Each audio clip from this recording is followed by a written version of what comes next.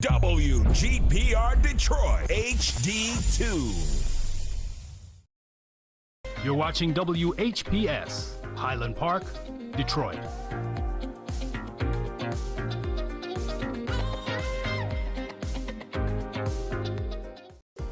The views and opinions expressed on the following show are not necessarily the views and opinions of WHPS, its affiliates, management, or sponsors.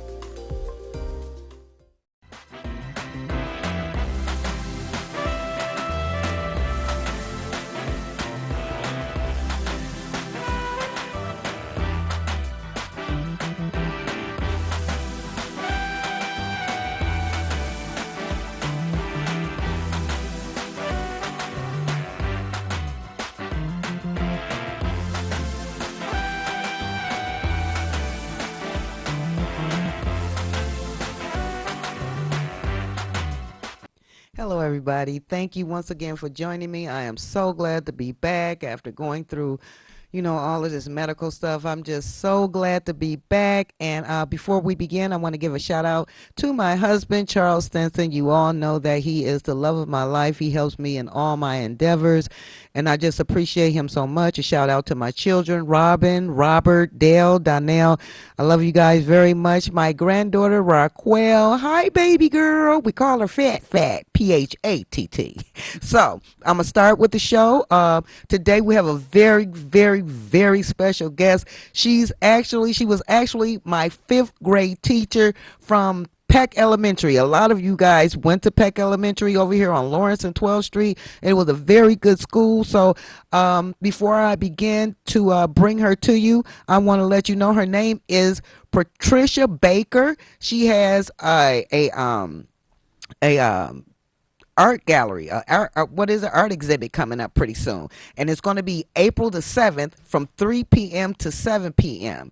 Now the address is 29141 Evergreen Road, Southfield, Michigan 48076. If you want to know get any other information, you can call area code 248-798-6246. Again, the number is 248-798-6246. Now, this lady, she's been in the education system for many years. She started off probably, I believe it was 1965. She can correct me when I have her on, when I bring her on.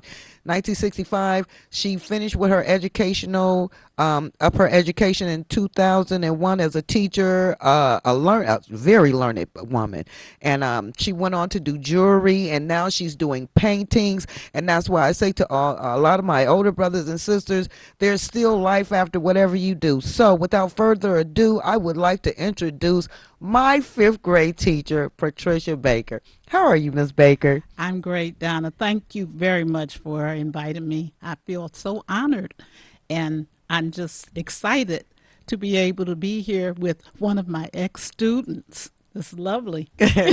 Well, I sure appreciate you, and you deserve all the honor that I can give you. I'm going to say it like that, because back in the day, we had teachers that meant they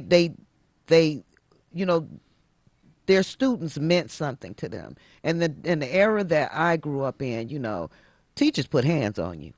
And they cared. And they cared. They cared. But I really appreciate all the education that you gave us. Practically my whole family, y'all. So I appreciate everything she did for us. So now she's into art, and she's going to have this art exhibit, and I want her to let you know I want her to give you a little bit of background about her, and then we're going to see a couple of her pieces of art. So just let the audience know a little bit about you, and where you came from, where you're going to. Well, basically, I was raised in Royal Oak Township. Okay. And I had to go to Northern High School on the bus, because back then they would not allow black students to go to the schools that really were closer. Right. So we had to take a bus, and there were actually 11 buses, and I was always on the first bus. Okay. So that meant I wanted to definitely be the kind of person who was into intelligence and wanted my mother wanted us to be educated. My daddy, he wasn't, so much for that, but I went to school every morning ready to learn. And they tried to push us into other careers, but they realized that I had some intelligence, so they expected me to do the best I could, and I did. But my parents definitely, what they wanted me to do was make money, and so it could be a secretary. They said you could be a nurse. They had these ideas about what you should be. Stereotypes. Lawyer, no, too much work, for you. Exactly. And so a lot of this impacted. Now, really what I wanted to be was an actress and a singer. But, of course, that wasn't going to make me much money as far as my parents were concerned. Amen. But, so I decided I wanted to be a teacher. I enjoyed working with students, adults, anybody, just sort of learning together. Yes. And so I felt that was my calling at that time, to go ahead and do this. And I might even be able to act a little bit in the classroom. I can do something funny or share with somebody something. She was very funny, you guys. I still remember her as a little girl, and she was very approachable, but do not make Miss Baker mad. Oh, no. But she was very approachable. Yeah. And I love my children. I love them. I felt there was a lot to go on. I was a math teacher. And so it's sort of interesting for me to go into art now because, as you know, if you're into math, that's a part of your left brain operating. If you're into art, that's part of your right brain operating. So obviously, both sides were operating, but I spent more time on that left side. And but I also enjoyed teaching the students about Black history. Yes, I remember that. And we'd have to always go to the restroom, and I'd have you lined up, and Yes, I'd I have all remember of these posters along the wall where I wanted you to read what you saw. That way Yes, you you weren't did. making a lot of noise, because our principal didn't care for noise in that hallway. Mrs. Bailey, I know anybody who went to Peck Elementary know Miss Bailey. She was one of the best principals any school could ever have. As a matter of fact, she gave her life to that school. Yes, she did. She did. She gave her life to that school, and actually, many of the teachers really didn't know how she felt about them until they get ready to leave her, and then she would let them know that whatever it is you're getting ready to do, I'm supporting you, I'm helping you, and so she was good. She was really She good. was a great principal. Yeah. Yeah. So I want to start talking about this art of yours. So we're going to look at this first picture, and I want you to explain to the people what the picture is about, the name of the picture, and as we go on, you can actually start letting them know again where you're going to be at and everything like that. Right.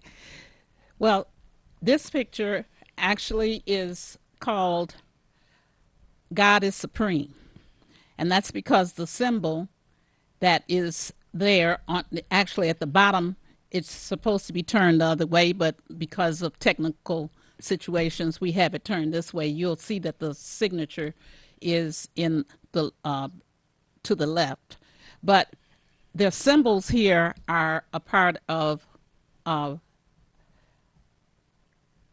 African Heritage.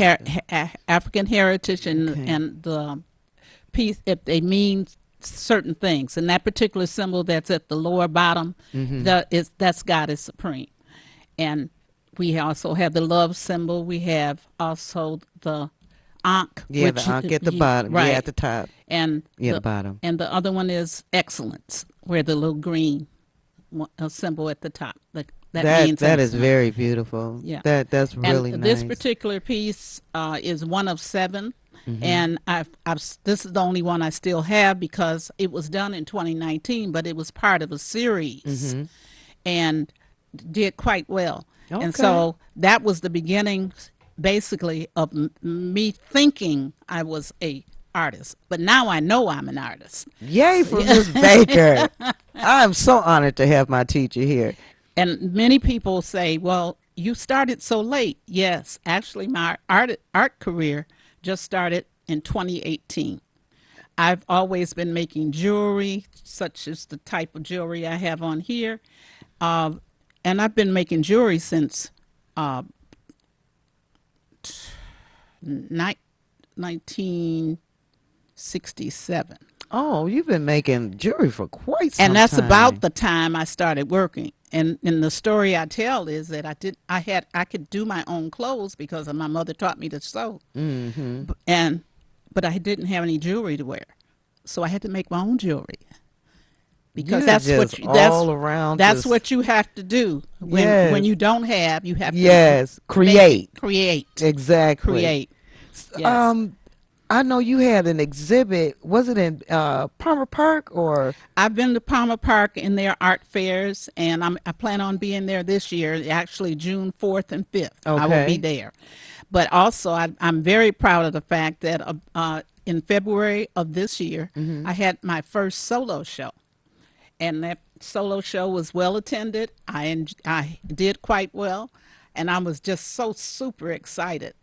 And that's also why this is important to me because I am opening up my own gallery, and the gallery will open on April the 7th from 3 o'clock to 7 o'clock, and it will be in the lower level of my home.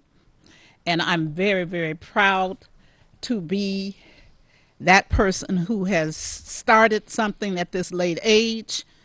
And I like to also inspire other people who have a gift, but they're not really utilizing that gift that much. Continue. Well, you know, and Continue. you are such an inspiration. I mean, not only to me, but your peers. And it's just a blessing to know you, and it's a blessing to know that there's people out there like you that can change gears at the drop of a hat, so to speak. You know what I'm saying? It's good to know that our because I look at you as a mentor. So it's good to know, because you guys know I always talk about my mentors and mentors that you know, that it doesn't matter what age you are, you always need a mentor. You're always growing. So it's good to see that there's always somebody that's a mentor that can push you and inspire you. And we're gonna go to this next picture, because I really want to get these pictures. I want you to tell them about these pictures too, because these are some beautiful Well, pictures. and actually they come at different parts of my career, but it comes from, things that I have gone through in my past. Okay, so All right. what is this? This one is called Honor Our Ancestors, This is beautiful. and it is my favorite. This is beautiful. And that is the original. It is an acrylic, and this particular piece has been at the Charles H. Wright Museum. It has been in my show that I just had,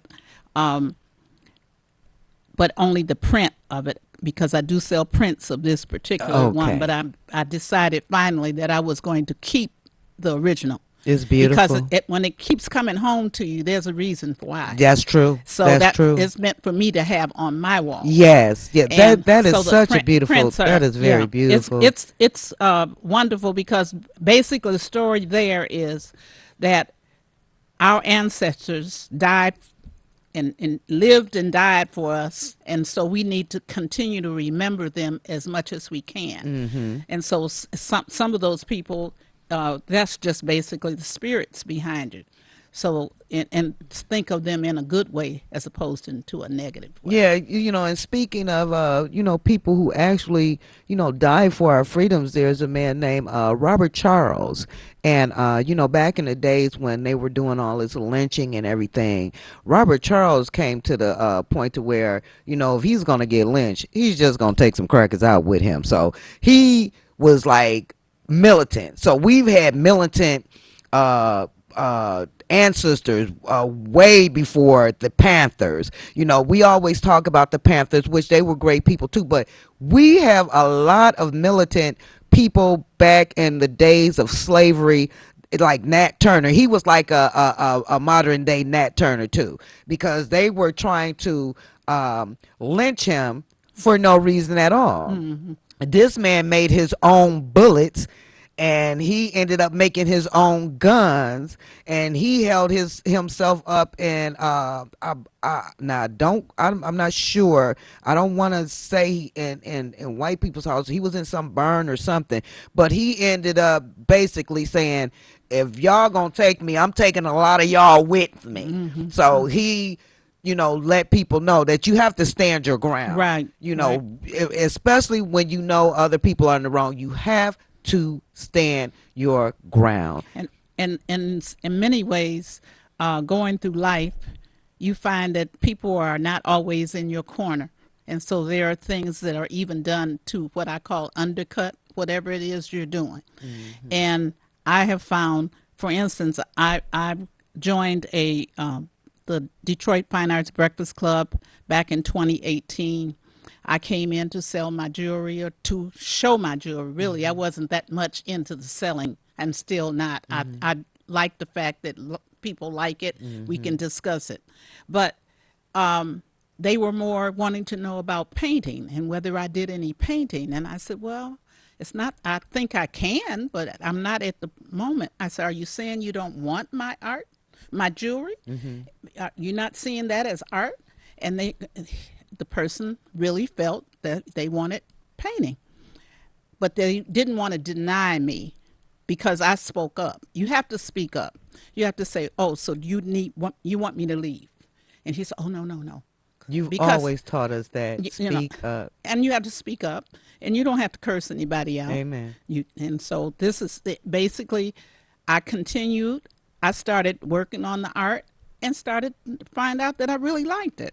Because back in elementary school and teaching math, I was doing bulletin boards all the time. People loved my bulletin boards. But I wouldn't You have had seen, happy faces, flowers, all kinds of stuff. I wouldn't have necessarily seen that so much as art. But if you look at it, it could be. It's how it is portrayed. Exactly. And yeah. So I want to get to this last painting, and I want you to tell the people about this beautiful painting right here too. Okay. All right. This piece is one of my latter pieces. I did it last year It's at so the latter cute. front, and it's called The Congregation. And I tend to put different faces. It's sort of like a Picasso style, and the figures in her faces and all there is called Zentangle. It means it has a certain pattern to it. Okay. And there are many people who definitely like that style. So I have some people have told me you have different styles. I said yes, I do. When I've looked at pictures, especially pictures like this, I've always seen various you're not one dimensional when it comes to your painting, and that's what I love about your painting. You're not one dimensional, and that was a beautiful painting too. Right. And see, what I try to do too, I work in acrylic, but I also work watercolor. I draw. Yeah, I've seen you and draw. so basically, it's whatever is coming from within. And I just thank the Lord for the gift.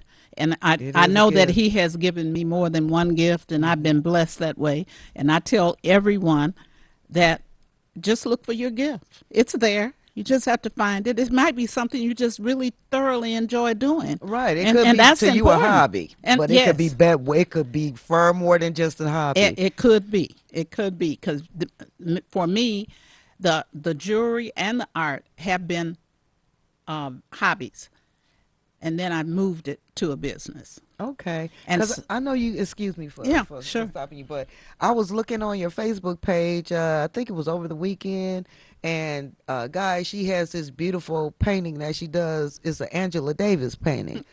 Oh my goodness, that painting is off the hook, y'all. So you guys, actually, you need to come down here and see her. I'm about to let you guys know again where it's gonna be. Patricia J. Baker Artist, April the 7th from 3 p.m. to 7 p.m. It's gonna be at 29141 Evergreen Road in Southfield, Michigan, 48076. The telephone number is 1-248-798-6246. Miss Baker, please tell us, how did you merge teaching with your artistry? Well, that's a good question.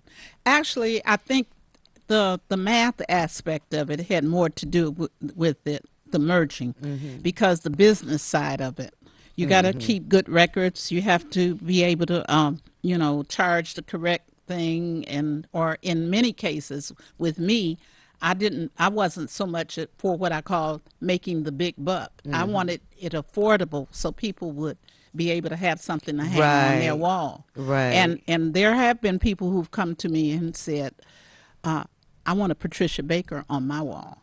And several of them have been the students from William H. Peck.